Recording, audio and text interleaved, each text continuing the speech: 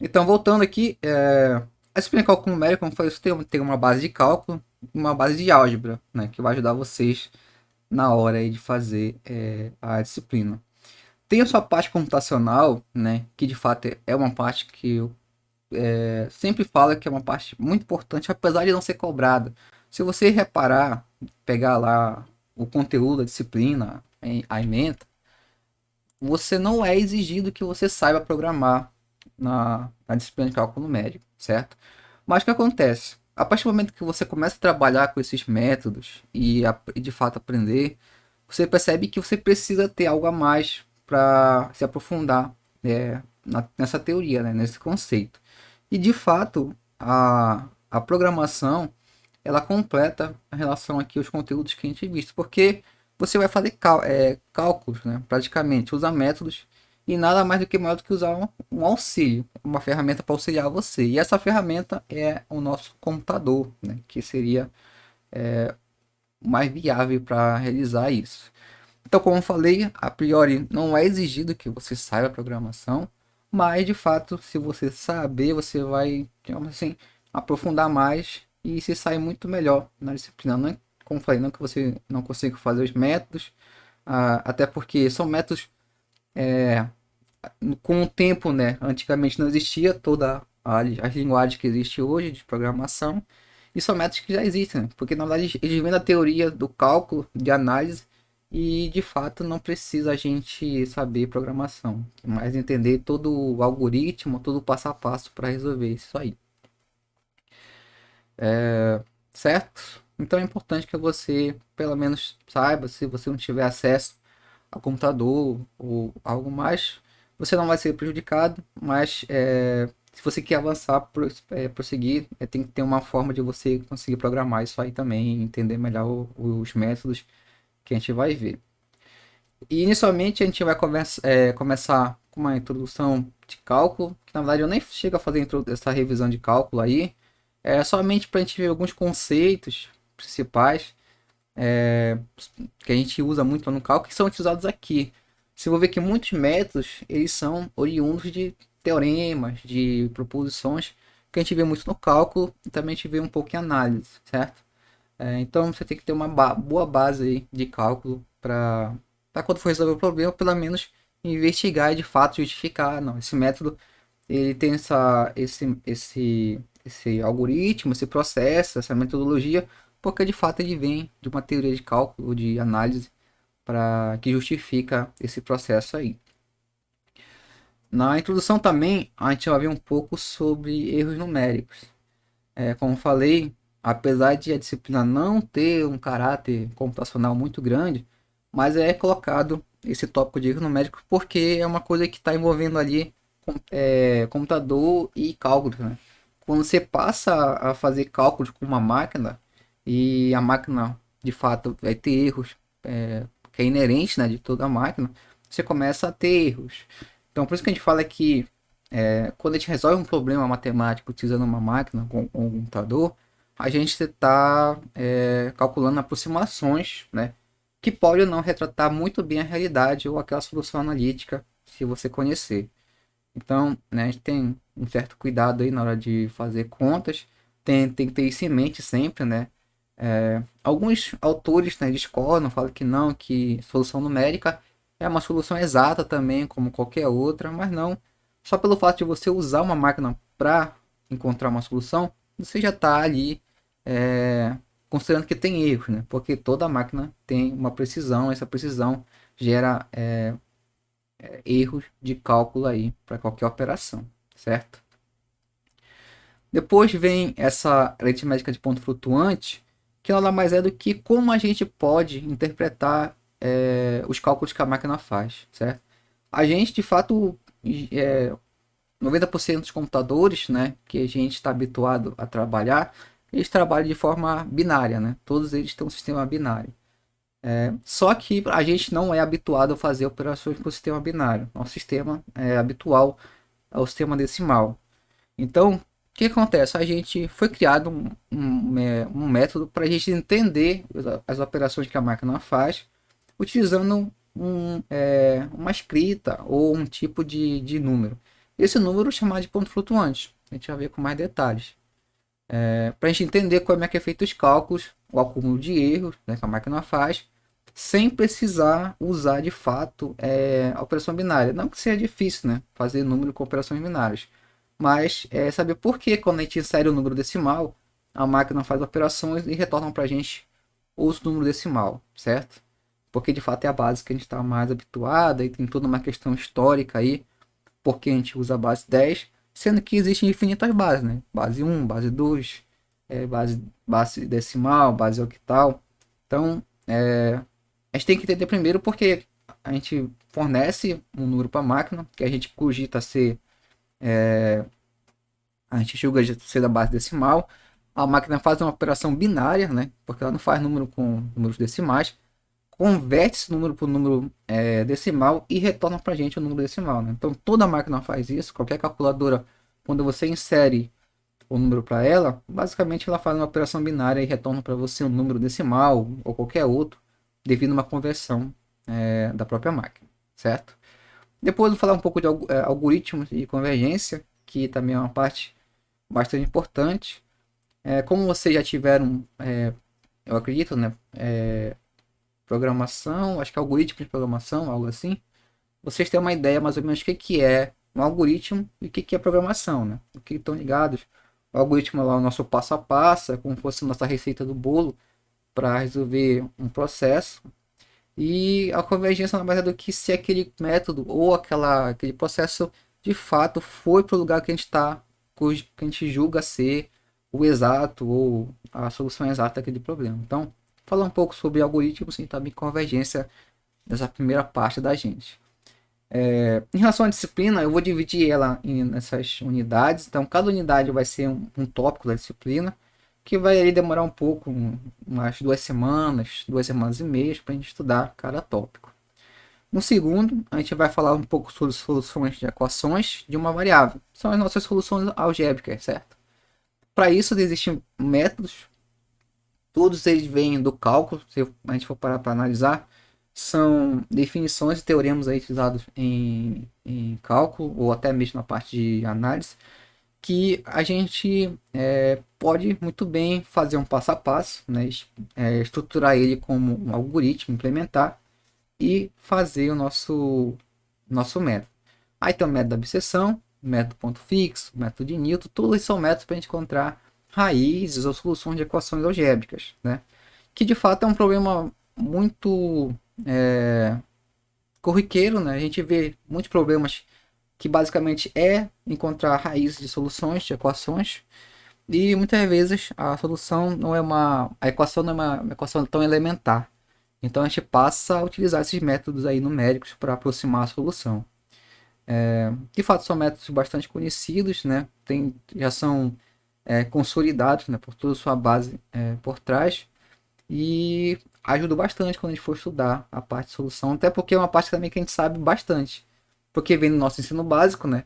Resolver equações, a gente está habituado a isso antes mesmo de entrar na universidade, e quando a gente acha um método para resolver essa equação, a gente já meio que tem uma validade ali, já é meio que garantido para a gente que de fato ali é uma solução ou satisfaz uma solução de uma equação.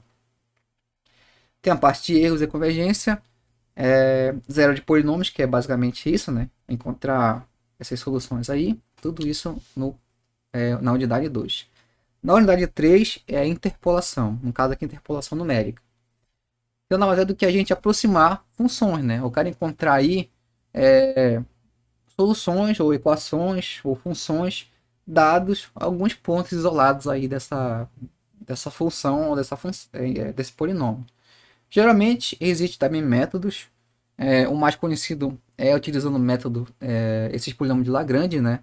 Porque é o seguinte, eu tenho pontos ali, né, digamos, de um experimento, de uma experiência, ou pontos isolados em um gráfico. Mas de fato, o que me interessa, né? Duas coisas.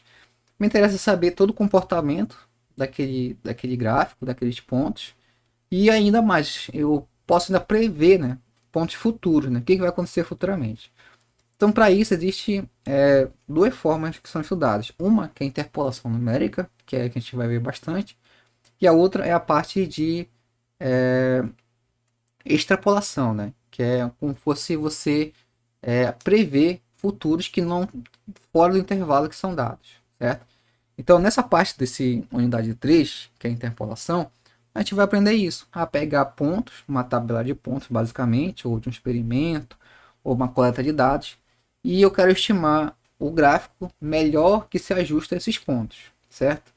E é bastante, na verdade, essa parte da interpolação e extrapolação é bastante utilizado, né? Hoje em métodos, se você pesquisar bastante na matemática aplicada, você vai ver que muitos problemas foram resolvidos usando extrapolação ou interpolação numérica aí.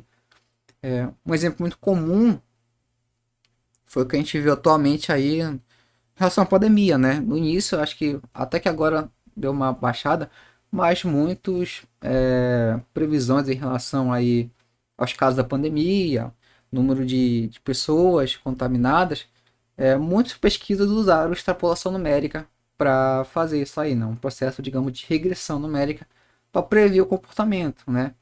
Às vezes bem feito, bem colocado, às vezes não, né? Depende das suas condições iniciais, mas uma das formas de a gente fazer isso é utilizando essa interpolação numérica ou extrapolação, se caso eu quero prever coisas futuramente, certo?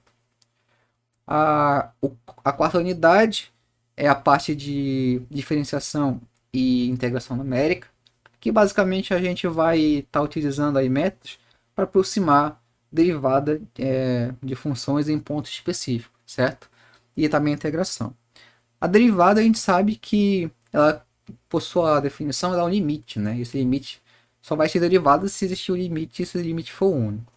Só que, numericamente falando, a gente não tem como estabelecer um limite utilizando uma máquina, certo? Você vai extrapolar, calcular um número muito grande de vezes, talvez, um valor, mas de fato não vai ser o limite que a gente está habituado a calcular, o limite ali analítico. Então, para isso, a gente também faz uma aproximação para as derivadas, no caso, a diferenciação aí. Aí o que acontece? Por isso que eu falo que entra aqui a parte do cálculo.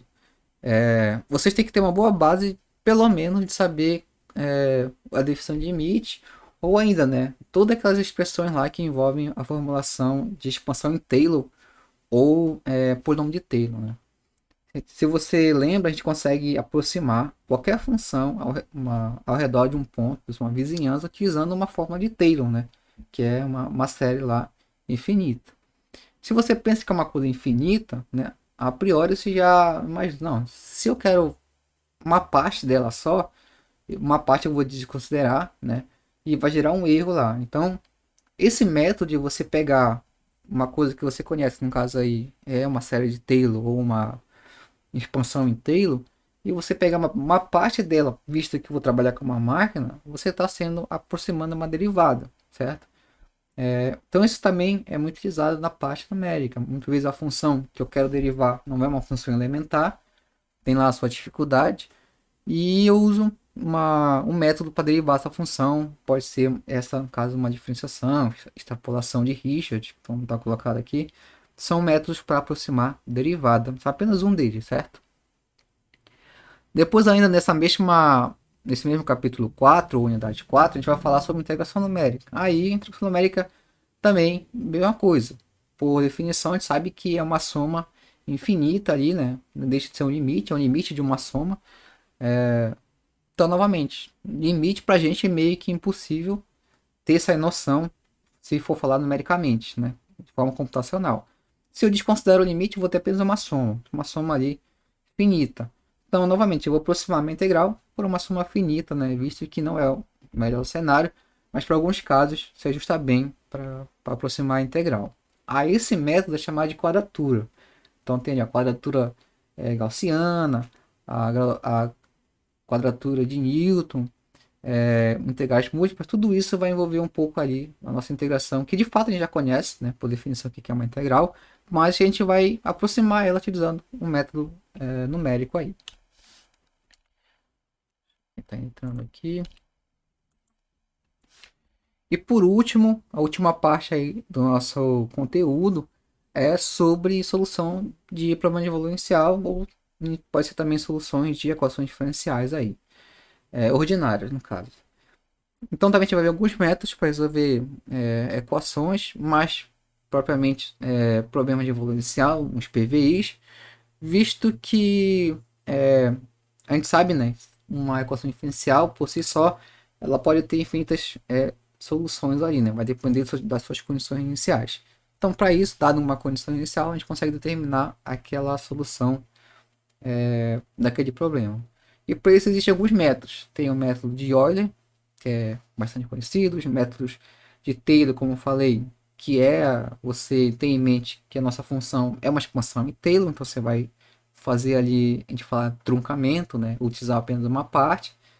Depois ainda a gente vai ter a parte de método de range curta, método de passos múltiplos ou multipassos, depois um pouco de sistema de equações diferenciais e por último aí também falar um pouco dos os algoritmos que existem e da programação envolvida aí nessa parte, que de fato é um dos mais utilizados, né? Basicamente, de colocar aí que muitos trabalhos na pesquisa de matemática aplicada e também pura exige resolver equações diferenciais e muitas vezes você chega a um momento que você não tem como encontrar a solução analítica daquele problema, você passa a utilizar um método numérico para aproximar a solução, né? Algumas vezes fica contraditório, né? Porque se você não tem a solução analítica, fica difícil você. Difícil não, você fica mais delicado você comprovar que aquela solução numérica de fato é uma solução do problema. Aí tem algumas condições, alguns critérios de convergência que a gente vai ver que de fato garante que aquela solução que você achou numericamente satisfaz o problema que você está estudando, certo? Em relação ao conteúdo é isso. Alguma pergunta? Vocês tiveram programação? Já tiveram, né? Semestre passado?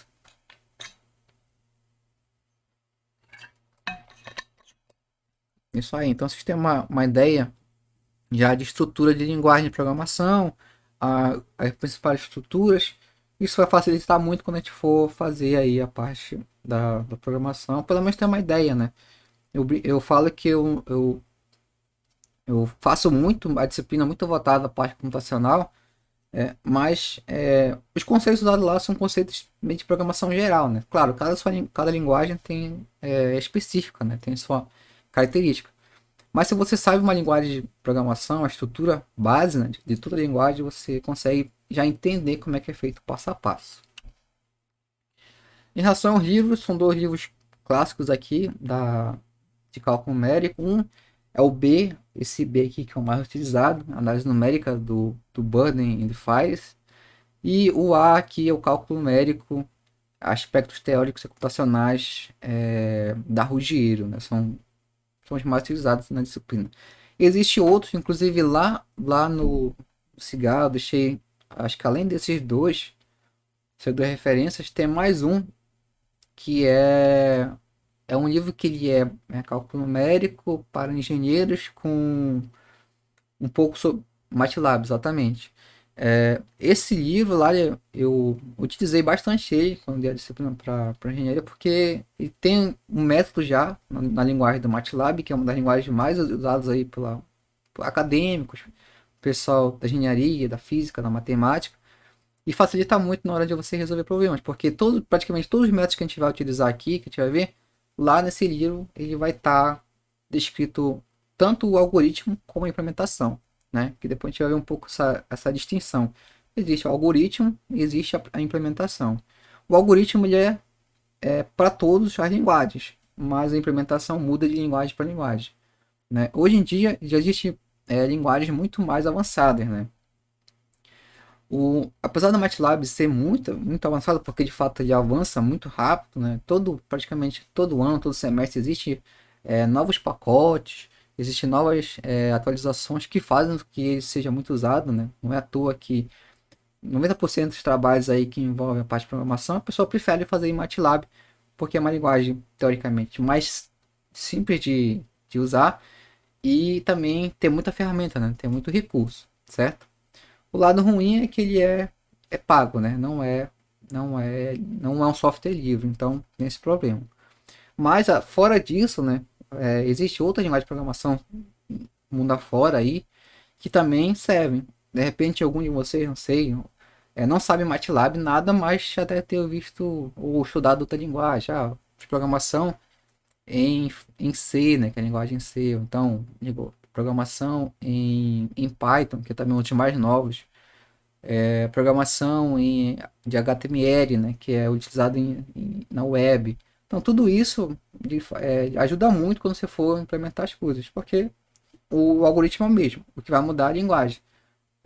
O interessante seria, né, se sei lá, tivesse várias pessoas cada um com um enfoque diferente, uma linguagem, a gente ia estudar o método e cada um resolvesse por sua linguagem. Não, uns resolvia por MATLAB, outros por Python, outro por linguagem C, outro por HTML. Então, cada um deles ia ter uma solução, ia ter a mesma solução, digamos, mas a implementação seria diferente. Isso seria interessante fazer. Mas como eu falei lá no início, a disciplina não exige que você saiba programação, mas é bom você ter em mente aí um pouco disso.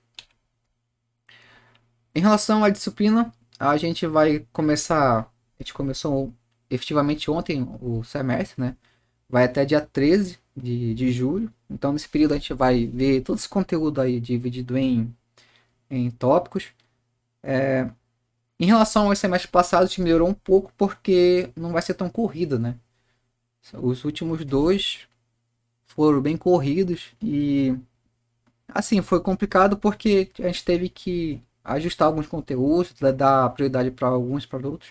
Aqui vai ser um pouco mais tranquilo, não que seja tão longo, mas vai dar para trabalhar bacana essa parte aí do conteúdo. Em relação ao conteúdo, também eu falei, ele vai se dividir em tópicos, né?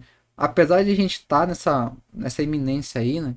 De estar voltando aos poucos, tendo aulas presenciais, eu vou estabelecer um período para cada unidade, né? Para cada tópico, ali 12, 15 dias, 2 semanas, 2 semanas e meia, vai depender do tópico, para a gente estar estudando, para não ficar muito solto, né? Perder muito o controle, avançar muito no conteúdo e depois esquecer de outro. Então, no final, tentar pegar tudo, né? É difícil a gente pegar tudo do jeito que a gente quer, mas a gente quer pelo menos fazer 100% de cada tópico aí, de cada conteúdo importante. Lá no Cigar, para quem já está habituado comigo, né, quem já tem disciplina já viu como é que tá. Para quem não teve ainda, como é que né, que eu trabalho, pelo menos essa parte remotamente. Vai ter o tópico da disciplina, vai ser uma apresentação. Como eu falei para vocês inicialmente aqui, eu estou fazendo. Vai ter vídeo aulas, as aulas gravadas, né, essas aqui que eu estou indo com vocês, estou gravando. Depois eu vou dar uma editada rápida, cortar algumas coisas e deixar para vocês.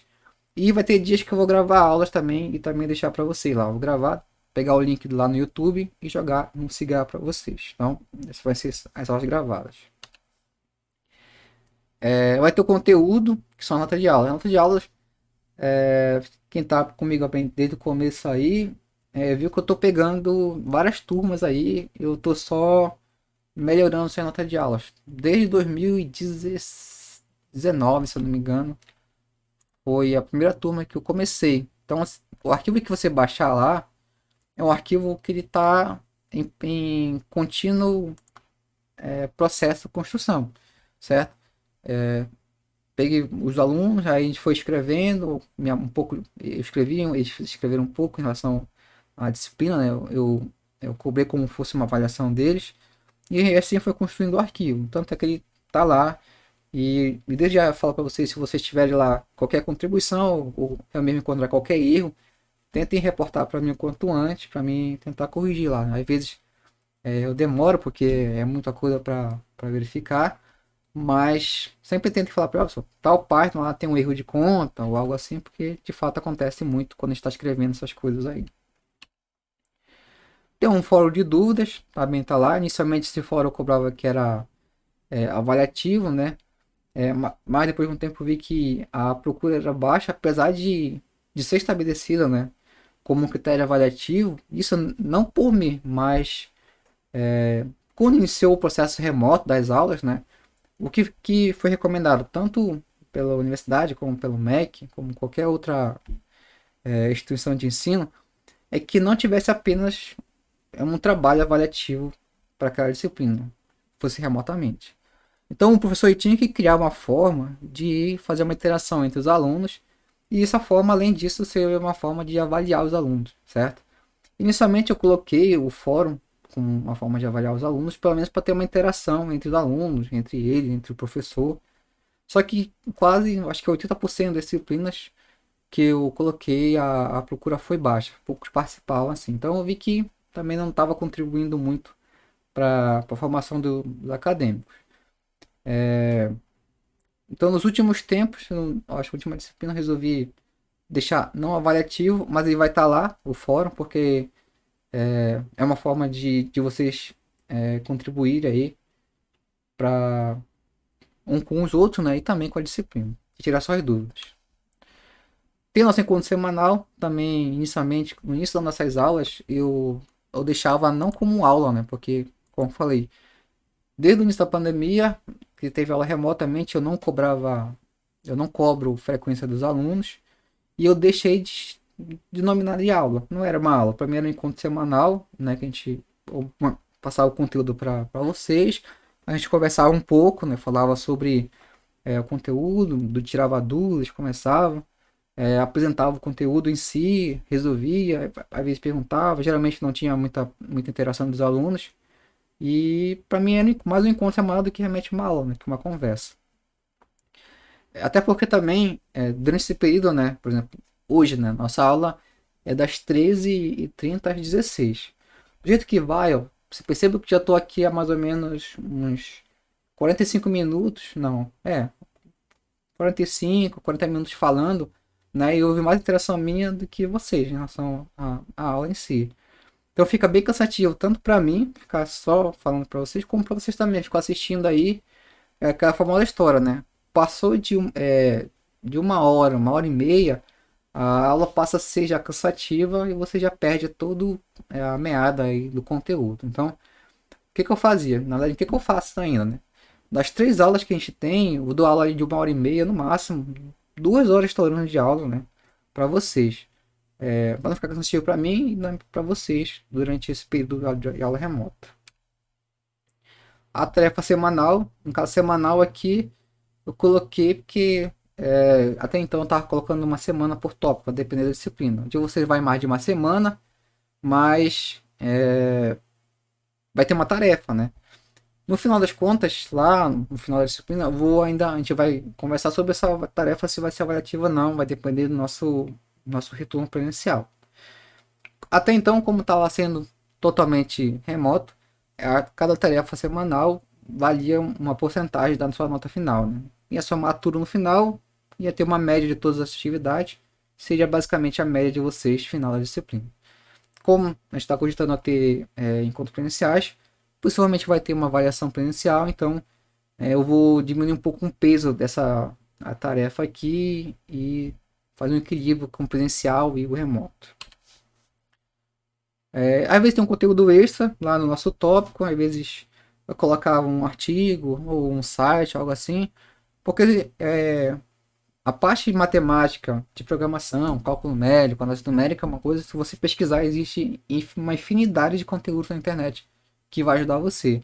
Às vezes um ou outro eu achava mais relevante para mostrar para vocês, né? Como não tinha, não era o enfoque da disciplina isso, mas eu deixava lá como conteúdo extra, né? De repente um artigo ou simplesmente um site, uma curiosidade sobre análise numérica, eu deixava lá para vocês darem uma olhada caso alguém tenha curiosidade, né? E se aprofundar mais.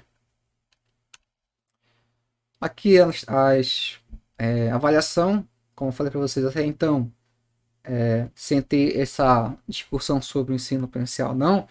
Basicamente eram duas avaliações. Uma, as tarefas que vocês mandavam para mim, irão mandar em cada tópico, que é a tarefa enviada. E a outra é os questionários, né? Então, o questionário online, que seria como se fosse uma prova. E no final seria a média das duas, a, a nota final de vocês. Certo? Alguma pergunta até aí?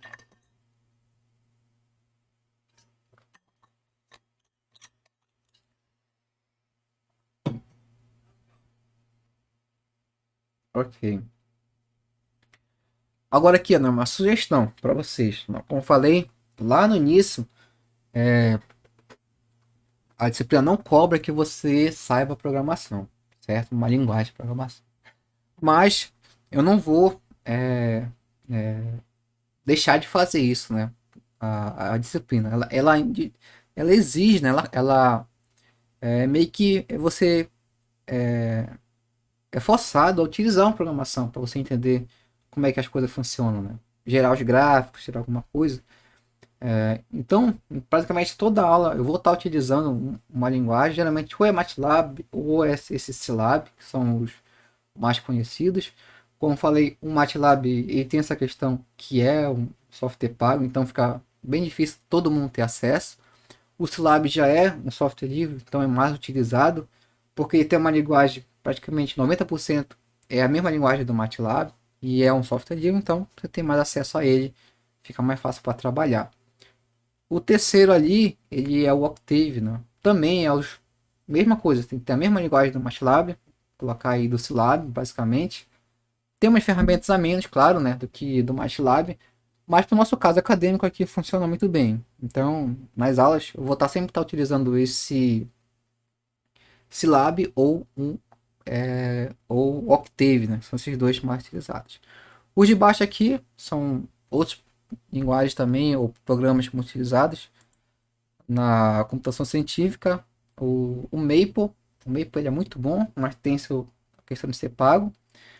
Esse FTN aqui é o nosso Fortran, uma linguagem bem antiga. Muitos ainda utilizam porque é uma linguagem que ela é mais, digamos assim, ela não é sofisticada, mas pelo fato que ela apenas exigir a linha de código, né, e não ter tanta compilação, digamos assim, nas suas linhas, é uma linguagem que gera menos erro, digamos assim, em relação às outras, né? Porque todos os demais existem ferramentas por trás, existe alguma coisinha a mais, ou uma implementação a mais que melhora o resultado, mas talvez acumula mais erro no processo, certo? Mas é bem antigo o Fortran hoje, não sei se muitos utilizam, mas era bem utilizado antigamente. Deve ter alguém utilizando, né, por suas atualizações, porque não deixou de existir. Tem o C++ também, né, uma linguagem mais um pouco mais atual, mas também não deixa de ser uma das primeiras utilizadas aí, linguagem C. E uma das mais atuais que é o Python aqui, certo? A linguagem Python também que é utilizada bastante na parte de programação e de modo geral. Tanto é que o Python a gente está utilizando hoje para qualquer programação, basicamente. Tanto web como aplicativos, programação de inteligência artificial e basicamente tudo hoje a gente pode estar utilizando o Python. Sem contar que é uma das linguagens mais simples, mais rápido de aprender. Se você começar hoje, tenho certeza que até o fim da disciplina você vai aprender Python. É uma linguagem nova. A diferença é o seguinte, né? O que acontece em relação às outras aqui, MATLAB, Octave e esse lab. A gente está habituado muito já a trabalhar matematicamente, né? Mas o Octave não é uma linguagem feita de fato só para uso matemático. Ele é uma linguagem feita para tudo, como eu falei, certo?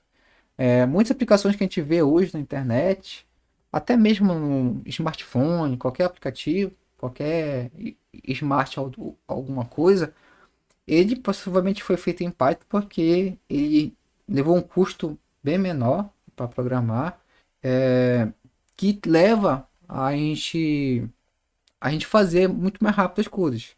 Por exemplo, a mesma coisa que você fez em Fortran, que utiliza lá 50, 100 linhas, você vai fazer em Python em duas, três linhas, né? Ou seja, é uma linguagem mais otimizada possível. Ela é colocada como uma linguagem simples de aprender, certo? Mas a questão é que você tem que ter uma base, né?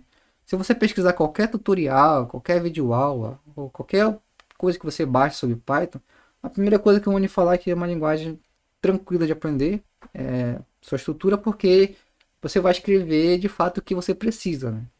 Certo? Se você quer fazer um gráfico de uma função seno, só escrever lá, puxar o pacote gráfico, seno, alguma coisa, pronto. Não precisa de mais nada. Enquanto que as outras aqui, para mim eu fazer um gráfico de uma função seno, eu preciso primeiro ter um conjunto de pontos, eu preciso criar uma função chamada aí seno, depois traçar esses pontos em um gráfico, né, mostrar eles. Então exige um pouco mais de linhas para fazer isso, certo? Mas aquela questão, ao mesmo tempo que é simples de você aprender, por outro lado também você tem que ter uma base de programação. Aí, claro, se você tiver essa base, com certeza, o Python eu já recomendo. Quem nunca tem. Quem quer aprender, na verdade, uma linguagem de programação e quer pegar logo de cara uma boa, é Python daí pra frente, certo? Tá, isso aqui é sobre a linguagem de programação. Ok, em relação às informações iniciais é isso.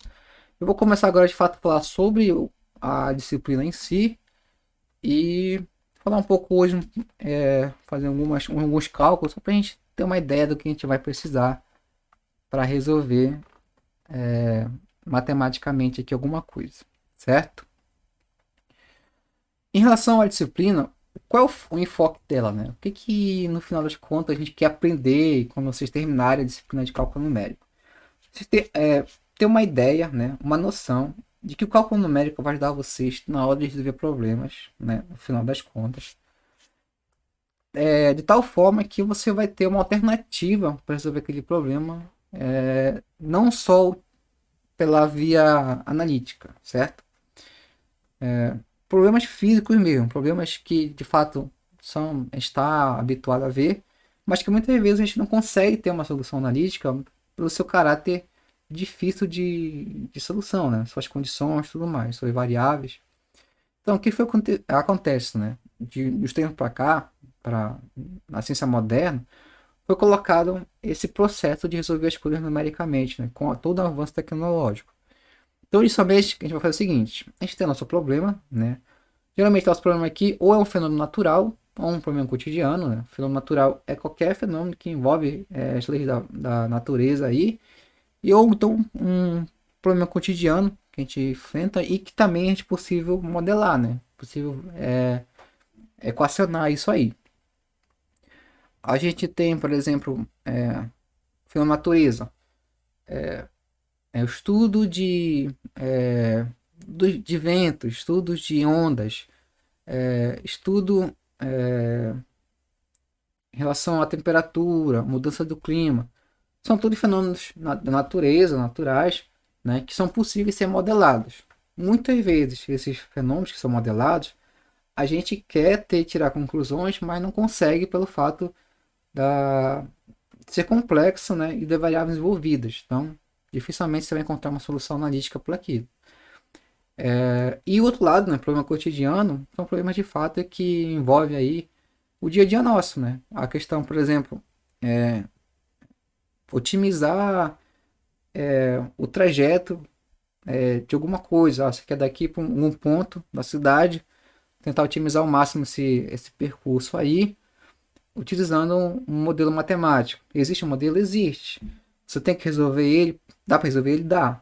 Você vai encontrar uma solução analítica? Talvez sim, talvez não. Aqui que entra a parte do cálculo numérico. Outra situação também, a gente pode falar, deixa eu ver, questão do estudo de fenômenos aleatórios, né? Apesar de ser também um dos mais complexos de ser estudados, os aleatórios também se encaixam nessa questão, né? Não é à toa que hoje, eu até brinco, né? Hoje é muito comum você ver a questão das apostas, né? Tanto aposta esportiva ou qualquer outro tipo de aposta que acontece online aí. Por quê, né? Porque já existe, né, algoritmos e ferramentas que fazem isso para você, né? Em vez de você parar e analisar caso a caso de um certo problema, no caso aí da questão de probabilístico, já existem métodos numéricos que você leva, né, a ter resultados e conclusões sobre aquele problema. E já entra na outra parte mais avançada, que seria a parte de inteligência artificial, né? Hoje, basicamente, colocar em mais de 50% das coisas que a gente tem acesso já está sendo implementado a inteligência artificial. Tudo que a gente vê, basicamente, já por trás existe. Do mais básico possível até mais o mais avançado, né? O básico em a inteligência artificial seria prever algo futuramente. O próprio processo de regressão que a gente vai estudar lá no, na parte de extrapolação, interpolação, ele é um método que é o passo inicial, digamos assim, para quem quer estudar inteligência artificial. Porque, de fato, isso vai prever alguma coisa futuramente, né? Com base nos dados anteriores. Então, se você consegue fazer isso, você de fato está fornecendo informações para a máquina e a máquina está retornando para você informações futuras. Isso já é um processo de otimização aí de inteligência artificial. Até os mais complexos, né? E que a máquina de fato aprende com você, né? E isso já envolve computação científica, você fornecer informação e a cada passo que você fornece, né? Seja a mínima informação possível, a máquina ela vai otimizando o processo até chegar a retornar para você resultados ou alguma coisa que de fato ela aprendeu com você, certo? Só que isso, claro, existe há muito tempo, né? Existe aí essa questão da inteligência artificial há muito tempo, não é à toa que existe casos, por exemplo, o xadrez, né? Máquina que já venceu um dos melhores enxadristas por isso, né? Houve um processo de aprendizagem de máquina, que no caso a gente chama de machine learning, né? Que é um aprendizado, porque houve todo esse processo, o algoritmo por trás, inteligência artificial, que gerou tudo isso e trouxe esse avanço tecnológico, né? Então, outra coisa que a gente brinca hoje é que tudo que a gente tem acesso, que está ligado à rede, é um perigo pelo fato de que a rede está sempre monitorando a gente, né? Conhecendo o nosso perfil, os nossos gostos. Cada informação dessa que a gente fornece, a máquina para a gente retorna para a gente aquilo que interessa a gente, certo? Quando você já tão habituado com isso, não é mais novidade para ninguém. Você ter seu smartphone, seu computador, sua TV e você, como está ligado à rede, né? A rede por si só já está ligada a todo esse processo de otimização e aprendizagem de máquina e você acaba sofrendo, entre aspas, né? Essa enxurrada de informações aí. Existe o lado bom, o lado ruim, né? Que no caso aí, que é ter essa questão de você. Porque tem por uma coisa que você não pediu, né? Na verdade. Né? Ninguém chega para você e fala algumas vezes que em tal site que você entrar, ele está implementado uma máquina lá de inteligência artificial, né? Machine learning. Isso não é informado muitas vezes para a gente, mas a gente acaba fornecendo informação para aquele site ou para aquilo sem ter essa ideia, né? E de fato era uma coisa que seria decidido da gente, né? Se a gente quer ou não fornecer informações para aquele site, para aquele máquina, de tal forma que ela vai aprender comigo, né? E isso é meio contraditório, aí tem entre as questões aí políticas e sociais que se discutem em relação a isso. Mas não é uma coisa que deixa de existir, né? Todo lugar que a gente vai existe isso aí, então tem que ter um certo cuidado. Voltando aqui ao nosso caso, a gente, como eu falei, a gente está estudando problemas matemáticos, físicos, químicos. A gente vai modelar, que é o nosso caso aqui matematicamente, é modelar problemas, né? Apesar de ser, de certa forma, a gente pensar que é complexo, né? Você equacionar alguma coisa, mudar um problema, mas não. Algumas vezes já é tranquilo porque, na verdade, você não usa nada do zero. Geralmente tem algo pronto que você vai utilizar que se encaixa naquele problema que você está estudando ou algo assim.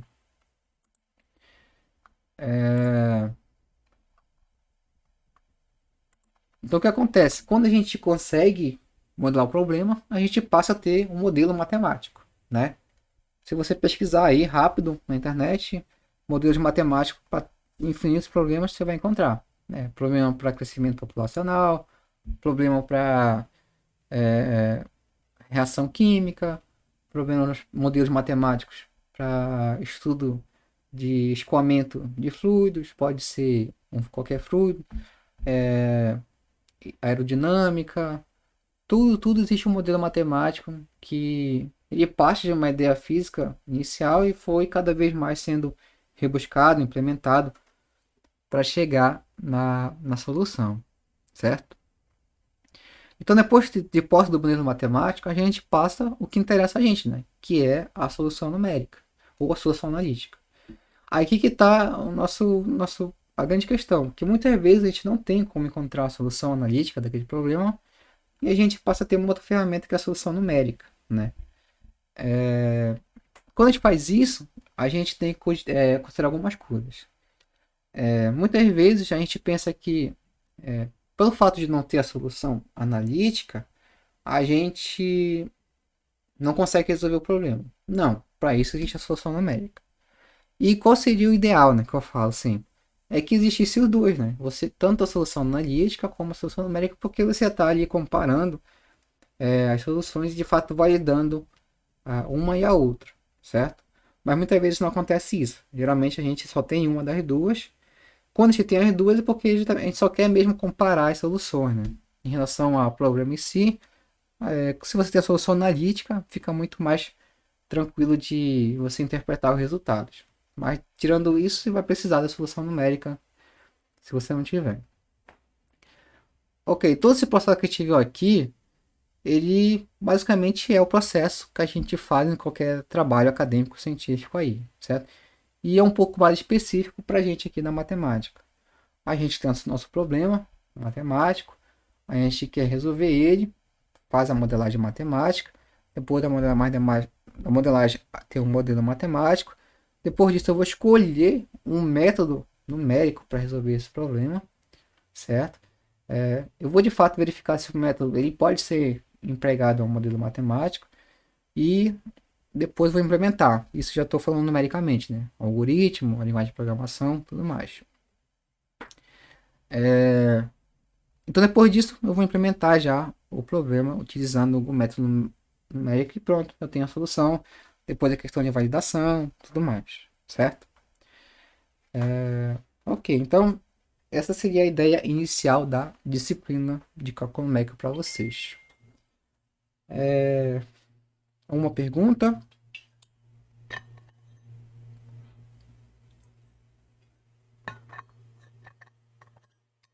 Deixa eu ver se tem algum conteúdo hoje. Eu vou. De fato, conteúdo não. Eu vou, na verdade, um pouco. Eu estou falando na introdução, que vai falar um pouco da parte de cálculo. Mas conteúdo em si, lá do nosso PDF, eu ainda não vou iniciar. Mas eu vou falar mais algumas coisas ainda em relação a aqui ao conteúdo inicial, que é a parte de cálculo para vocês, a introdução da disciplina. Então tá basicamente isso aqui, né? Solução numérica, você ter o algoritmo, né, para fazer, depois fazer a parte da programação e o processamento, certo? Nessa parte aí de programação, de elaborar o algoritmo, fazer o programa, depois o processamento, vai gerar para você aí uma demanda, né? E geralmente a gente tem que fazer isso muitas vezes, né? Quando não chega no estado que a gente quer, a gente passa a verificar onde a gente errou. Ou foi na programação, ou foi na implementação, ou foi até no modelo matemático que você utilizou, que pode dar problema e tem que verificar, certo? Mas o processo é esse: é você elaborar o algoritmo, fazer a codificação, que na verdade é a programação, ou usar o programa para resolver o problema, e depois fazer o processamento, que são os dados aí finais, né, do problema, certo? Então hoje bora fazer o seguinte, bora fazer essa revisão de cálculo, que na verdade não vai chegar uma revisão de cálculo, mas só para a gente ter uma ideia o que a gente pode estar utilizando do cálculo numérico para estar investigando aí algumas coisas. Um dos problemas mais vistos, mais comuns a gente estudar, que é encontrar soluções de equações, certo? Soluções algébricas de modo geral. Então aqui eu tenho dois exercícios que a gente vai trabalhar, eu sugiro para vocês fazerem também, que é a primeira ali encontrar raízes de equações dentro de certo intervalo, certo? Mas bora pensar sempre numericamente nas coisas e pensar métodos para tentar achar soluções ou aproximar isso aí. Existe um teorema em cálculo, em análise, que é o teorema do valor intermediário, né? Que nada mais é que ele garante para a gente que existe um zero da função, ou um ponto, né? Que no caso ele é uma proposição desse teorema que garante para a gente que tem um ponto ali, um zero da função, naquele intervalo dado, né? Mas qual seria a condição necessária, ou até mesmo suficiente, para garantir que existe esse ponto aí, nesse intervalo? Então, para isso, a gente vai estar utilizando esse teorema. Só que esse teorema, por si só, ele para a gente não fornece muita informação se a gente não conhecer o intervalo e a função, certo? Então, nesse caso aqui, se a gente tem uma função, no caso a equação, um intervalo, eu consigo estabelecer esse critério, né? Não vou provar, né, o teorema, mas eu vou garantir que para esse caso específico aqui, da função, não vai existir pelo menos um zero da função no intervalo, certo? Então, para isso, eu vou começar logo a mostrar para vocês como é que a gente vai trabalhar a disciplina. Eu vou usar o Octave, certo? Com vocês. Deixa eu só abrir aqui o Octave.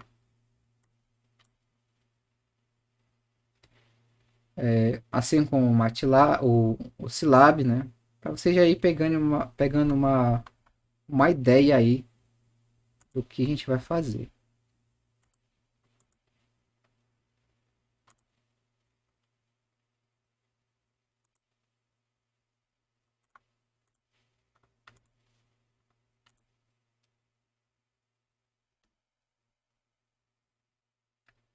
Tá aqui. Ele é Octave. Eu sugiro que vocês baixem, todo mundo baixe lá. Pode até não trabalhar com ele, mas sempre ter no seu computador, caso você tiver. E trabalhar com ele para resolver seus problemas. Tem a versão também online dele, se você não quiser baixar, só digitar lá Octave online, que vai aparecer um site que você vai poder também usar ele para resolver esses problemas aqui. Então aqui o que eu vou fazer, né? Eu quero ter essa ideia aí de mostrar que nessa função existe um zero, né, nos intervalos que estão aqui, né? Dados os intervalos, eu quero mostrar que existe um zero. Então para isso eu vou utilizar esse teorema do valor intermediário, que nada mais aplicando ele nesse caso é o seguinte: se eu conseguir mostrar que os extremos no intervalo têm sinais opostos, significa que em algum momento o gráfico vai cortar esse meu o eixo aí, né, em algum ponto, certo? Basicamente essa é a ideia do teorema, né? Se eu conseguir mostrar que nos extremos os sinais são opostos dentro do intervalo, eu consigo mostrar que de fato ele vai cortar o eixo x. Nesse caso aí, lá naquele corte, será um zero da função. Pode existir outros zeros? Pode, mas a gente está preocupado em mostrar isso dentro daquele intervalo dado, certo? Tá. Então aqui no Octave, o que a gente vai fazer? Eu preciso definir algumas coisas. Primeiro, eu quero definir a função, depois definir o intervalo. Basicamente eu preciso isso para mostrar que existe um zero da função aí, ou um zero da equação. Então aqui no Octave, a primeira coisa é que, pelo fato de ser uma linguagem voltada para matemática, assim como o MATLAB, tudo que você inserir aqui, ele interpreta como uma matriz. Se você inserir um número aqui, ele é um número e vai ter uma dimensão, como se fosse uma matriz, né? Ele vai ter uma linha e uma coluna aí, certo? Se você colocar mais, ele vai dizer que tem duas linhas, duas colunas e assim por diante, ok? Então tudo que a gente colocar aqui, ele vai definir isso. Nesse caso, o que eu vou fazer? Eu vou definir esse intervalo que está aqui, ó. O intervalo, você pode ver, é de 0.2 até 0.3. E nesse caso aqui, eu tenho que definir, né, quantos pontos eu vou ter dentro do intervalo. Uma coisa que vocês vão estar habituados a ver bastante, caso vocês se aprofundam bastante na parte do cálculo numérico, é que tudo que a gente faz é discretizado, né? Porque a máquina não é da forma contínua que a gente entende, né? A gente calcula derivadas, integrais, mas isso utilizando que existe ali um contínuo, né? A famosa hipótese do contínuo. A gente considera que dentro do intervalo existe ali infinitos pontos, né? Dado qualquer intervalo da reta. Mas isso para a máquina não é verdade, né? Se você passar aqui o intervalo 0.2 a 0.3, ele simplesmente vai dar 2 pontos. Então você tem que passar para a máquina, você tem que falar para ela que você quer definir um intervalo, né? Você quer falar, eu quero ir de tal ponto a tal ponto na reta, e entre esses dois pontos existe um número finito de pontos, né? De subintervalos ou de pontos dentro deles aí. Então, para isso existe esse processo, né? Que é você discretizar as coisas. Como é que é feito o processo de discretizar? Basicamente, pegar pontos isolados dentro do intervalo. Você tem o intervalo contínuo, esse intervalo deixa de ser uma coisa contínua para ser uma coisa discreta, certo? Que você vai pegar pontos isolados. Geralmente, para melhor entendimento, é você pegar pontos que estão igualmente espaçados, certo? Então, esse processo, você pegar uma coisa de um intervalo, dividir em várias partes, né? Em pontos isolados, eles serão sempre chamado de discretização. Isso vale para intervalo, vale para um sólido, vale para qualquer região do espaço ou do plano, né? Que é possível você fazer isso, discretizar. Mais na frente ainda, se você perceber, você vai estar falando que você vai estar utilizando uma malha para resolver problemas. Hoje em estudos mais atuais, o que acontece? Você não resolve o problema, como eu falei, em todo o seu domínio lá da região. Imagina o seguinte, imagina que um problema físico aqui. Imagina que eu quero estudar o escoamento do ar, né, em relação aí à aerodinâmica de um carro, certo? Bora colocar o carro de Fórmula 1, que é o carro que mais interessa, né? Que, que seja rápido e assim por diante. É feita uma simulação numérica, né? Geralmente, antes mesmo de construir o carro, para verificar a construção dele, a aerodinâmica, se vai ser boa ou não para velocidade e tudo mais em relação à resistência do ar. A mesma coisa acontece com foguetes, acontece com embarcações, com navio, com aviões. Antes mesmo de você construir algo, você faz uma simulação numérica. Pelo menos a maioria das vezes, os cientistas, engenheiros, eles passam por isso, né? Fazer uma simulação numérica para estar fazendo aí, depois construindo, né? É a famosa história. Você não precisa ir até a Lua ou até outro planeta para supor o que existe lá, certo? Existe a simulação numérica com registros, com hipóteses que você consegue implementar isso e chegar a conclusões. A mesma coisa que você quer fazer com um carro. Então você tem um carro lá de Fórmula 1 ou um carro de alta performance. Você quer que ele fique mais aerodinâmica possível, melhor. Então você faz simulação numérica. Mas a pergunta é, como é que é feita a simulação numérica? A primeira coisa que a gente deve perguntar, né? Será que eles pegam, eles constroem um carro no computador e faz toda a simulação do escoamento sobre esse carro? É quase isso.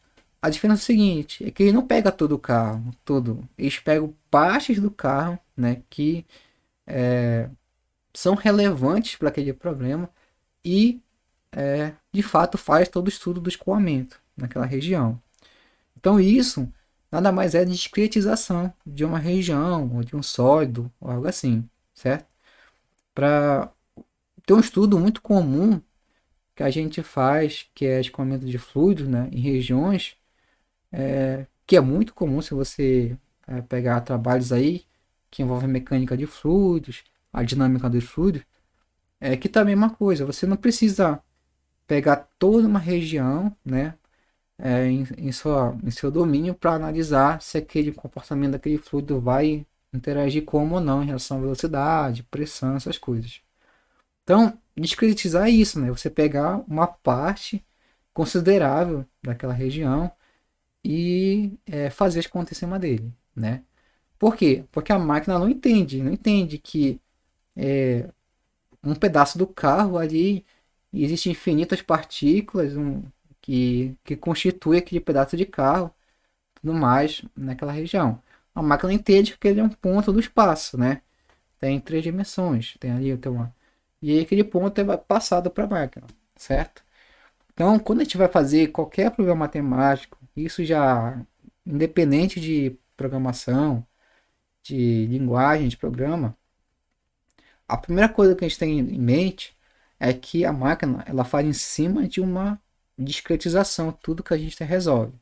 E essa discretização muitas vezes é chamada de malha, porque a malha quando a gente está numa coisa mais tridimensional, ou simplesmente intervalo discretizado, né? Para resolver o problema, certo? Que basicamente é você traçar alguns pontos. Para visualizar melhor, o que seria uma malha, né? Deixa eu pegar aqui um exemplo para vocês. Eu vou até baixar aqui um exemplo de uma malha. Aero- Malha aerodinâmica, avião, digamos.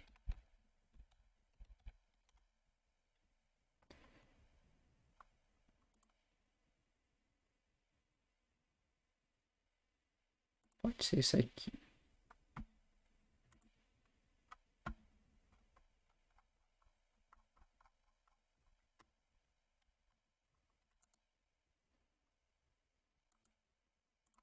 Tá aqui. Ó, nessa imagem aqui é feito um estudo de escoamento de pressão, né? E número de máquina, máquina, na verdade, do avião. Claro, depois de feito todo isso aqui, na verdade, é o estudo final já, né? Mas para isso, o que foi feito, né? Foi feito uma simulação numérica em que foi feita uma discretização do avião, certo? E em cada ponto foi analisado, né? Aqui, por exemplo, a pressão, né? Quanto mais em vermelho, maior a pressão. Quanto mais em azul, menor a pressão do ar no avião aqui. Só que a gente, se for analisar assim, a gente pensa, será que o cientista ou o engenheiro, ele simplesmente calculou em cima do avião, né? Ele desenhou esse avião e calculou aqui a pressão, esse número de Mach, utilizando infinitos pontos, não. O que foi que ele fez? Pegou finitos pontos, ele criou esse desenho, né? Como fosse um desenho, que na verdade é uma malha, né? Isso aqui é uma malha. Foi discretizado e cada pontinho dessa malha, no caso aqui é uma malha bem refinada, deve existir milhões de pontos nessa malha, ele calculou a pressão e esse número de máquina em cada um desses pontos, né? E de fato confirmou algumas coisas aqui, ó. No bico do avião a pressão é maior, enquanto que na asa superior aqui a pressão é menor, certo? E verificou isso utilizando aí seu software. Agora, claro, né? A gente não pode comparar aqui o nosso caso, estudar, digamos, quer estudar a velocidade do ar em uma caixa do que no avião, porque exige muito mais programação, desempenho do computador, você fazer uma simulação em cima desse um avião, porque quanto mais refinado melhor, né? Porque você vai estar mais próximo de fato do avião. Então existe muito mais pontos, algo vai exigir muito mais da máquina. Diferente do no nosso caso acadêmico, muitas vezes a gente quer tá interessado em resolver um problema de escoamento simples, a velocidade do ar, da água, numa região, nas pedras, digamos assim, que não exige tanto que você tenha uma malha tão refinada, certo? Por exemplo, eu quero saber como é que a vazão de do ar ou da água, ou a pressão, né? num tanque cilíndrico com uma velocidade tal, inicial, que tem uma resistência do A tal. Para isso, você tem um cilindro ali, tranquilo. Não precisa você pegar tantos pontos, refinar tanto assim, porque um cilindro é um cilindro, né? Não precisa de tantos pontos. Mas quanto mais complicada é a geometria do problema, mais pontos tem que ter, porque são mais detalhes que você vai pegar. Então, malha, mais ou menos é isso: é você discretizar a coisa e calcular ponto a ponto, né? É como se eu pegasse uma parte aqui desse avião e desse um zoom nele, vai ser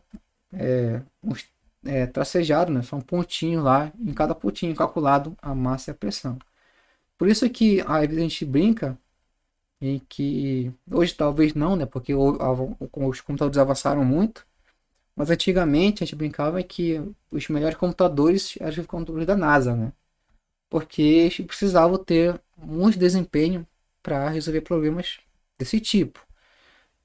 Porque imagina o seguinte, imagina que nesse caso aqui, não sei, bora chutar que esse avião foi discretizado em 1 bilhão de pontos, certo?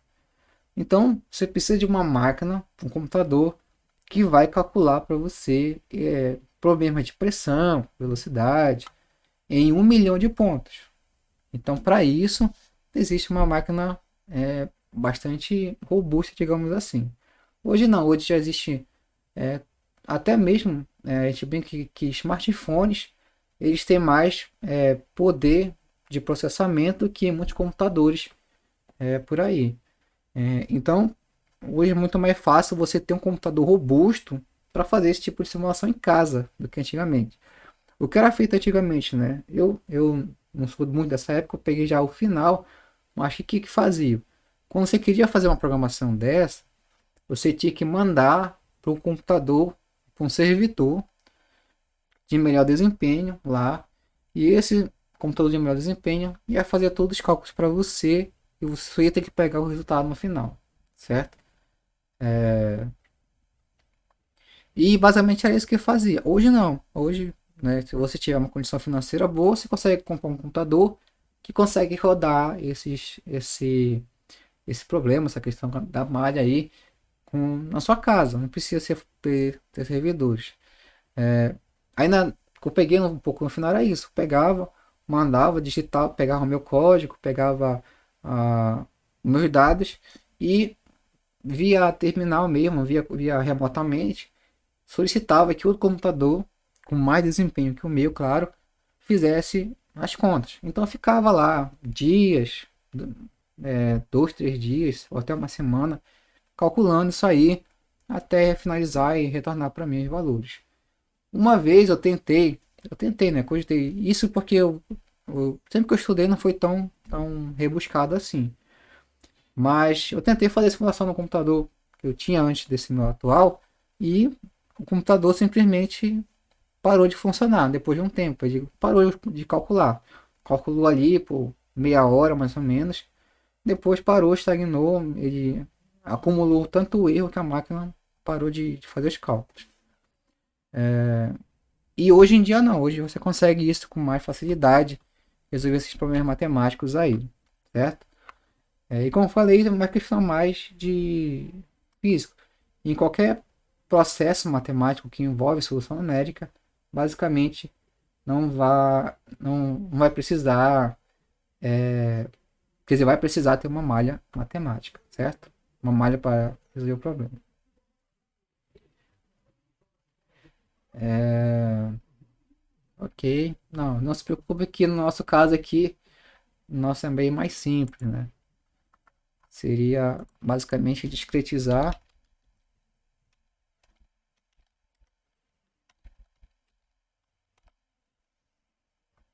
Se aparece aqui ó. Esse aqui é o processo mais simples que a gente está habituado a fazer. A disciplina talvez não chegue tanto nesse nível aqui, mas para quem está já com em mente, tem trabalho ou alguma coisa assim, quem quer trabalhar nessa área de matemática aplicada, computacional, essa aqui basicamente é o passo inicial. É você ter uma região, ômega aqui, com a sua fronteira, claro, né? E você discretizar essa região dessa forma. No caso aqui ele pegou triângulos, né? É uma forma de discretizar. E em cada região dessa, em cada pontozinho, foi calculado alguma coisa de interesse, a velocidade ou, ou algo assim, certo? Então esse aqui seria a discretização. Antigamente, né, isso aqui era feito manualmente. Ah, ou seja, você precisava de fato gerar uma malha que abrangesse aqui a maior parte do domínio do problema e gerasse para você aí uma boa, digamos, aproximação do sólido, certo? Hoje em dia não. Hoje se você entrar na internet, né, se você colocar aqui gerador, vou colocar ver se em português. Malha, sólido.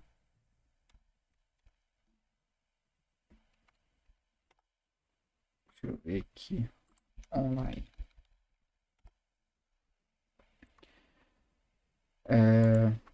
Hoje já tem isso em site, né? Que é isso aqui, ó. Aqui a gente tem simplesmente aqui o encanamento.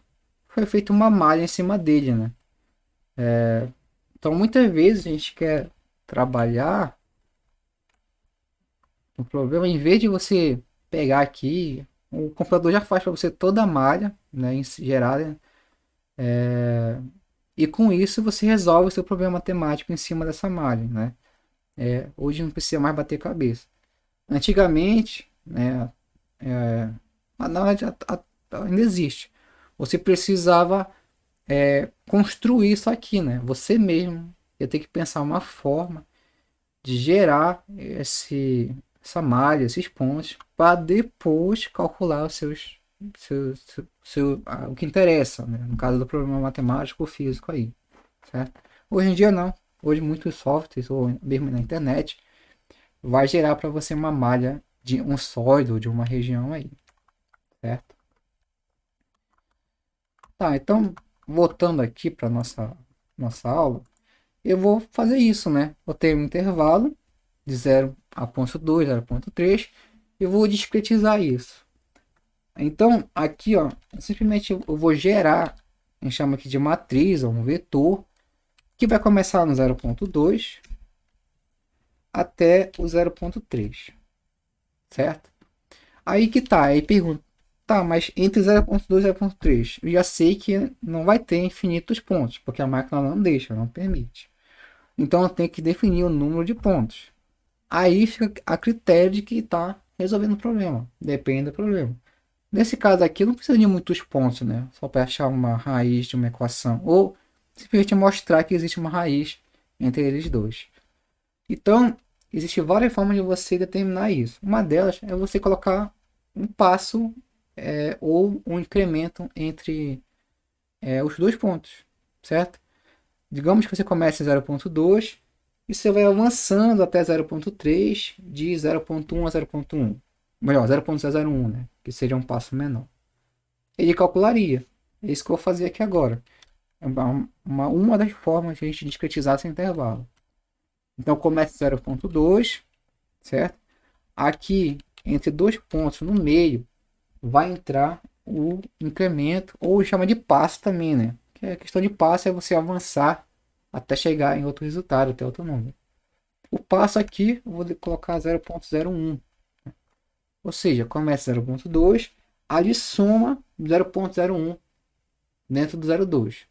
Depois soma novamente 0,01 até chegar até 0,03, certo? Então, para mim, ele vai gerar aqui um vetor, ou a gente pode considerar que é uma matriz coluna, certo? Com o número de pontos discretizados. Então tá aqui, ó, começa lá no 0,2, depois 0,21, 0,22, até chegar no 0,3. É uma forma. Eu posso muito bem já resolver meu problema utilizando esses pontos aqui, ó, certo? Por isso que eu falo, toda vez que você faz um problema matemático resolvendo com a máquina, você deixa de pegar ele de forma contínua e você começa a trabalhar ele de forma remotamente, né? Melhor, de forma discretizada. Nesse caso aqui, vou trabalhar só em cima desses pontos. Aí você pergunta, e os pontos fora daqui? O que vai acontecer? Eles não existem. Você vai ter que analisar seu problema e verificar se isso aqui é suficiente ou não para resolver aquilo que você quer. Eu posso aumentar? Pode. Vai depender, como eu falei, do seu problema, de quem está fazendo. Se eu quiser aqui, ó, ainda diminuir ainda mais, colocar 0,01, ele vai me dar mais pontos porque eu estou diminuindo o espaçamento entre eles, ou o passo, o incremento aí. Então tá aqui, ó, ele me deu mais pontos ainda, dentro do intervalo 0,2 até o ponto 0,3, né? Foi diminuindo a mais. Aí, o que acontece, né? Voltando para aquela questão lá de quando eu quero discretizar uma coisa muito bem refinada, né? Porque quanto mais pontos, de certa forma, me dá melhores resultados. Não necessariamente é verdade, mas acontece às vezes. Então, a ideia é assim, já, professor. Então, vou colocar aí o menor número possível no incremento, no passo. Ele vai me dar aí muitos pontos. É verdade, ele vai te dar muitos pontos. Mas, geralmente, isso se torna desnecessário às vezes, dependendo do problema. Ou muitas vezes não vale a pena para a máquina, porque ele vai acumular muito erro nesse processo aí. Então, vou só fazer um teste. Eu vou só diminuir ainda mais. Vou colocar aqui na ordem de 10 a menos 4, menos 5, menos 6, menos 7, menos 8, 9, 10. Tá aqui, na ordem de 10 de 1 a menos 10, né? 10 a menos 10 aí. E vai me dar aí tudo isso de pontos dentro do intervalo, certo? Ó, perceba que já demorou um pouco para me mostrar. Por quê? Porque ele está fazendo, né? Ele está pegando 0,2 e somando o número que é zero, que é da ordem de 10 a menos 10, certo? Esse processo que a gente faz, né, de você da máquina fazer os cálculos, já é a nossa parte de erros numéricos, né, de ponto flutuante, porque a máquina está fazendo processos binários lá, depois ela vai ter que fazer uma mudança, né, conversão, e mostrar o número decimal, mas ele está calculando lá, ó. Até agora ele não me mostrou. A tela tá preta aí para você, né, para mim também, porque ele não me mostrou o resultado, ele está calculando. Agora imagine fazer isso, né, em um computador, ou então fazer isso para um avião, que no caso não é apenas um intervalo, mas é um sólido, né, que existe naquela região do sólido, daquela região, existem infinitos pontos, certo? Então, ou seja, de fato, exige demais do seu computador para resolver. Que não é, como eu falei, no nosso caso, a gente está mais interessado aqui em ver como é que funcionam os processos e depois verificar se de fato aquela solução, aquela aproximação tá boa. Ó, ele está calculando para mim, ó, pelo fato do acúmulo de erros e do jeito que o computador está mostrando para mim o número, ele nem está mudando o 0,2. Ó. Percebe que ele está piscando aqui, ele está calculando ainda os pontos, certo? Se eu deixasse aí, ia demorar aí, acho que uns 2, 3 minutos para terminar de calcular todos esses pontos aí. E muitas vezes eu fazia isso, né? Pegava, mandava, quando era um problema que exigia muitos pontos, o meu computador não ia resistir por muito tempo. Eu mandava para o computador auxiliar remotamente e lá ele fazia a programação. Ia demorar do mesmo jeito, mas em relação ao meu seria muito mais rápido, certo? Aqui vou parar porque basicamente não interessa mais pra gente esse intervalo. Eu parei e calculou aqui já bastantes pontos. Ok? Então voltando para cá, eu vou só pegar aqui e definir só em 0,01 mesmo. deixar 001, tá bom. Aqui os pontos. Ok, discretizei meu intervalo, beleza. Agora é o seguinte, aqui vai funcionar tanto para MATLAB, como para Scilab, como para Octave. Você vai definir a função. De modo geral, existe aqui a função, que o nome é function mesmo, de função, function, que é definir a função, né? Então, vou definir aqui uma função, seria uma y igual a f de x. Essa aqui é a linguagem, a que ele está utilizando. Vou dar um enter. Na segunda linha aqui, vou passar a lei de formação ou descrever como é que é essa função. Aqui é x vezes cosseno, melhor, é y, né? X vezes cosseno de x menos 2 vezes x ao quadrado. Aqui fica a critério que está fazendo, pode colocar x assim, ao quadrado, ou x vezes x. Certo? Mais 3 vezes x menos 1. Essa aqui é uma função. Agora tem que ter o cuidado seguinte aqui, ó. Quando a gente for fazer essa manipulação. Aí também tem que ter uma boa base de álgebra. Lá em álgebra, existem dois tipos de produtos, né?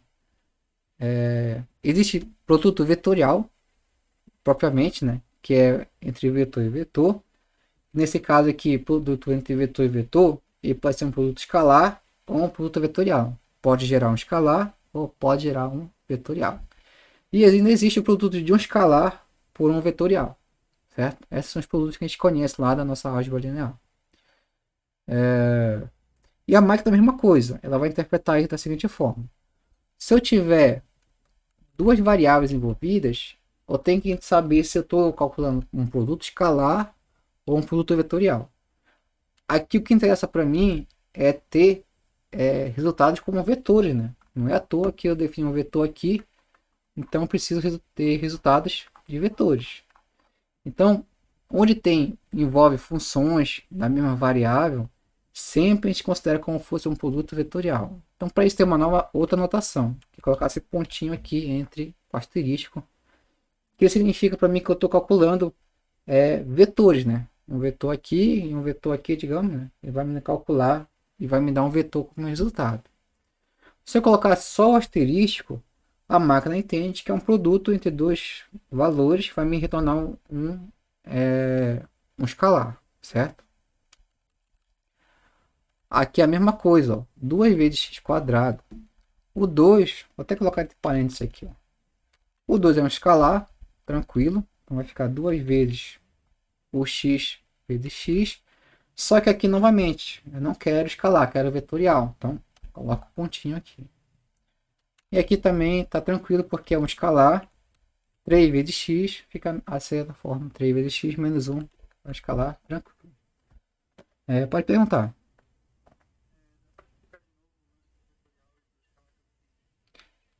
Tá. A questão do... nesses casos aqui que eu quero mostrar, o resultante final é um vetor, certo? Porque entende o seguinte, sempre nossa programação aqui, MATLAB, Octave, Scilab, tudo que a máquina interpreta é como se fosse uma matriz. E para a gente, nossa matriz até então é um vetor aqui, né? Uma matriz coluna. Quando eu calcular esse resultado para y, que é a minha função, ele vai me retornar um vetor, né? Ele não vai me retornar um valor só. Ele vai me retornar um vetor. Porque depois eu vou traçar o gráfico desse vetor, que vai ser o nosso gráfico da função. Então, aqui, ó, para a gente definir esse vetor, a gente coloca um tipo de operação específica. Tem que ser vetor com vetor para gerar vetor, né? Lá da nossa álgebra linear. Se eu apenas multiplicar vetor com vetor, colocar só o asterisco aqui, ele entende que isso aqui vai me dar um valor. Só um valor. Mas não é o que eu quero, né?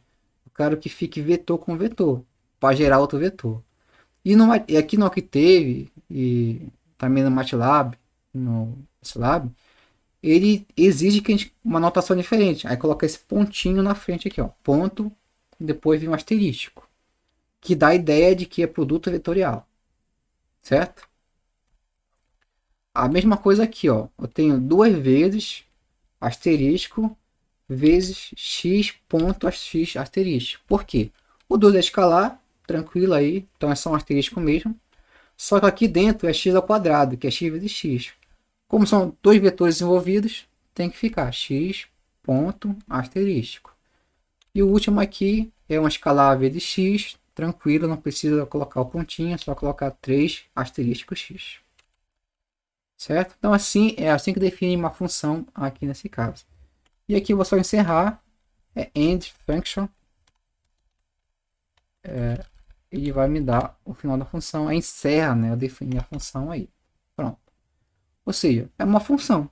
Se eu definir aí, se eu passar qualquer valor, eu quero calcular o f de 0,5 e vai me dar o valor.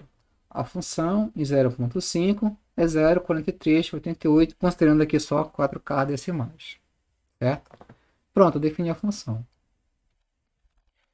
Aí o que eu vou fazer agora? Eu tenho o vetor, eu tenho o nosso intervalo que vai de 0,2 a 0,3 foi discretizado. Eu peguei pontos, né, para ele. Inclusive, eu já até consigo passar para vocês aqui o número de pontos. O size, ele é um comando, também ele é comum para todas as linguagens praticamente, que retorna para você o tamanho daquela matriz ou daquele vetor. A ordem, né, dela. Então tá aqui, ó, a ordem da minha matriz é 101 por 1. É uma matriz coluna, né? É um vetor lá. E tem 101 valores, né? Como eu falei para vocês, o intervalo ele é contínuo, tem infinitos valores, mas aqui no nosso caso, numericamente, tem que ser discreto. Nesse caso aqui eu peguei só 101 valores dentro do intervalo, certo? Pronto, defini meu vetor x, o valor deles, defini a função. Agora eu vou visualizar, né? Para visualizar também existe um comando que ele é comum em 90% das programações, que é o plot.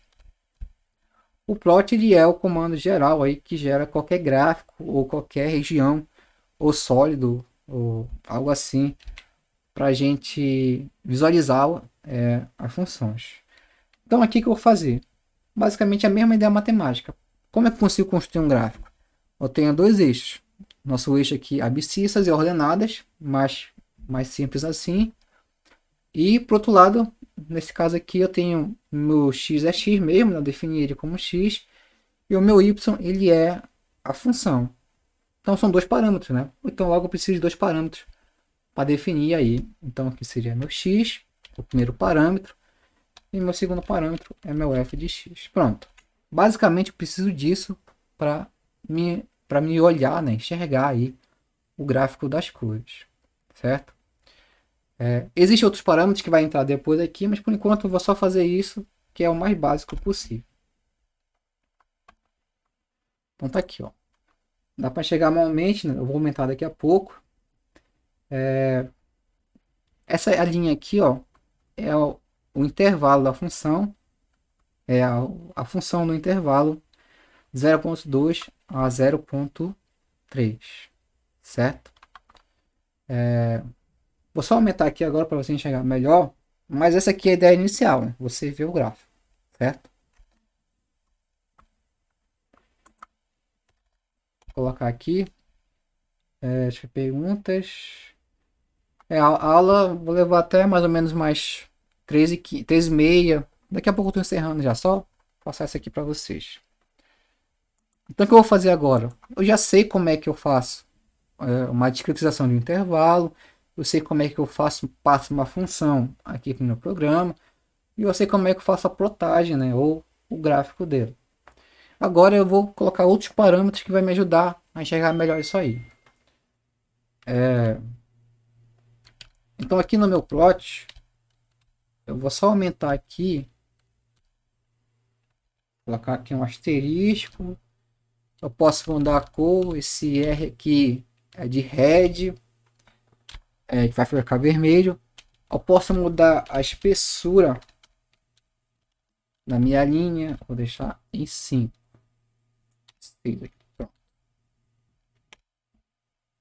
Aqui, ó. Esse aqui é o nosso gráfico. A partir de agora eu posso melhorar só para questão de visualização, certo? Não é questão nada de mudar em relação ao problema, mas só melhorar para visualizar isso aqui. Eu vou aumentar a escala aqui da minha fonte, colocar a nossa malha, né, que é o nosso grid do gráfico e assim por diante. Então aqui eu vou colocar aqui, ó, eu vou deixar um pouco mais espesso o nosso gráfico. Além disso, eu vou colocar o nosso grid, que é nossos intervalos, certo? O que a gente pode fazer ainda? A gente pode colocar aqui a orientação dos eixos.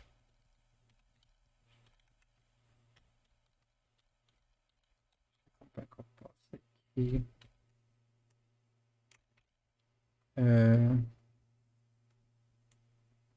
Então, acho que dá para entender. Dá para entender daqui, dá para enxergar. Então, perceba o seguinte, ó. Eu estou aqui em vermelho, ele é a parte do gráfico da função, que começa em 0.2 aqui embaixo, vai até 0.3. O que eu queria com tudo isso, né? Eu só queria ver se de fato o meu gráfico corta o eixo x igual a zero aí, né? Melhor, y igual a zero, né? Que é o eixo x. E de fato ele corta, ó. Percebo que aqui no meu eixo vertical, o zero está bem aqui, ó. Certo?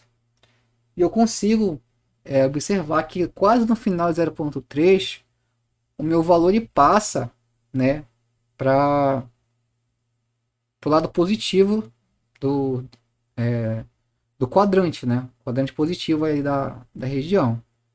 Então, de fato, eu estou quase conseguindo ter um fato que mostra que existe um zero da função desse intervalo aí, 0.2 a 0.3, que de fato está mais próximo de 0.3, certo?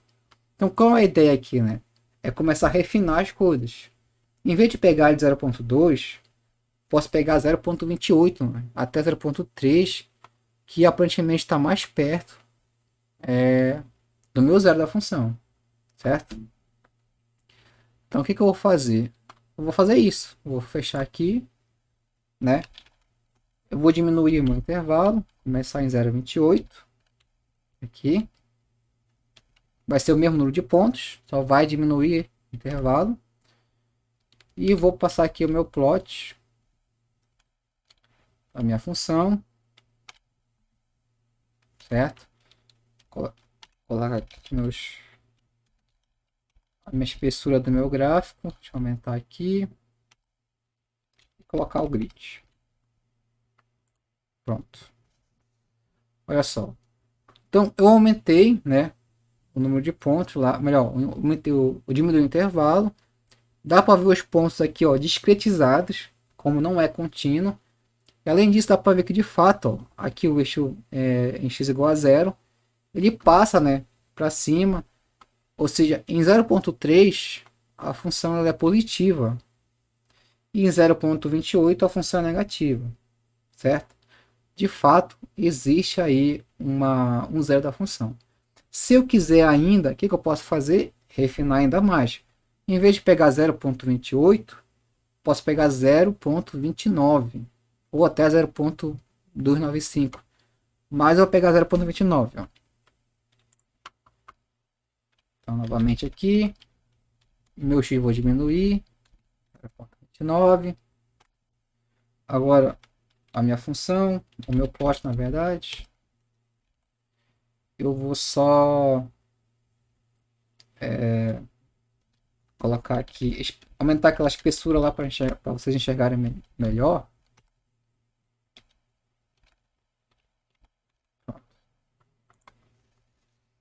Tá aqui os pontos em vermelho, certo? Novamente, tá aqui ó, o eixo em y igual a zero, é o x, ele vai cortar, e a outra evidência que a gente tem é que de fato os extremos têm valores contrários, né? Se eu olhar aqui, ó, em 0.29 ele é negativo, e 0,3 ele é positivo. Pelo teorema do valor intermediário, né, ele me garante que entre os dois valores desse intervalo existe um zero da função. Certo? Ou seja, a gente acaba de fazer um método que é chamado método da obsessão, que a gente vai ver lá na parte de encontrar soluções de equações. Certo? Eu quero encontrar uma solução, eu não sei quem é, eu consigo determinar refinando o que ele me dá, que é o intervalo e a função, claro, né? E percebo que de fato, né, eu vou encontrar uma solução para esse cara aí. Posso até melhorar esse gráfico aqui. Eu vou colocar uma setinha aqui. Pronto. Só para deixar. Ele não é contínuo, tá? É só eu só liguei os pontos só para ficar melhor para enxergar. Que de fato ele vai cortar o eixo x igual a zero, o eixo x, que é mais ou menos aqui, e vai me dar ali o valor da função, ok? O zero da função. E isso não é baseado com um método chamado de método de abscissão, ok? E que a gente consegue determinar ou aproximar a solução de uma equação algébrica aí. Então, basicamente, é isso que eu queria mostrar para vocês hoje. O que eu deixo para vocês de dica, né, para iniciar a disciplina?